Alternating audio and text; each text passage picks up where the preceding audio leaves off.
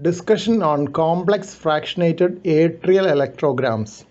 Complex fractionated atrial electrograms were offered as a tool for substrate mapping and ablation in atrial fibrillation by Nademanee and colleagues in 2004.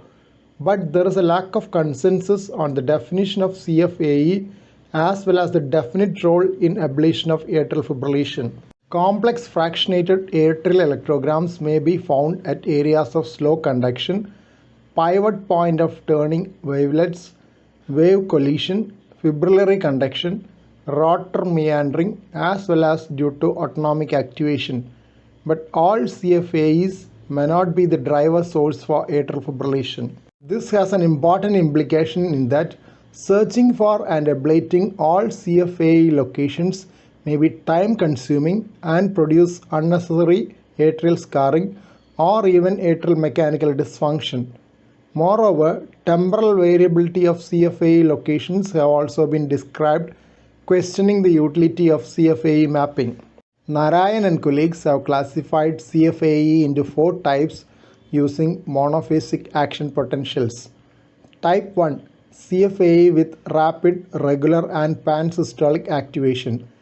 Type 2, acceleration dependent CFAE, both contributing 8% each.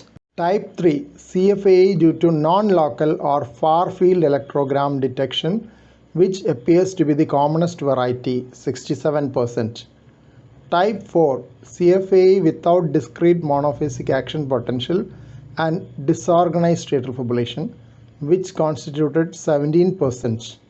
It may be noted that CFAE due to far field signals may not be ideal ablation sites.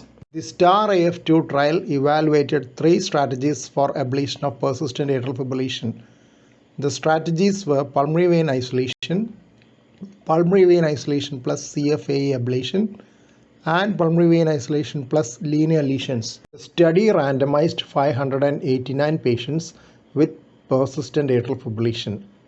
Procedure time was significantly shorter for pulmonary vein isolation alone as expected. After 18 months, the percentage of patients free of recurrent atrial fibrillation in the 3 groups were 59%, 49% and 46% respectively.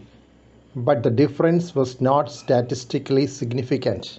Another smaller study randomized 92 patients with persistent atrial fibrillation to pulmonary vein isolation plus ablation of CFAE or pulmonary vein isolation plus additional linear ablation across the left atrial roof and mitral valve isthmus.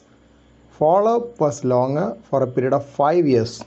At 12 months follow-up, AF recurrence rates were 21% and 23% respectively.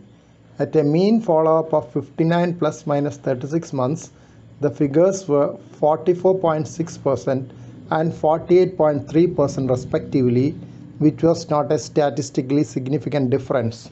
Authors concluded that among patients with persistent AF, there was no difference in maintenance of sinus rhythm between CFAE ablation or linear ablation performed in addition to pulmonary vein isolation, either in short-term or long-term follow-up.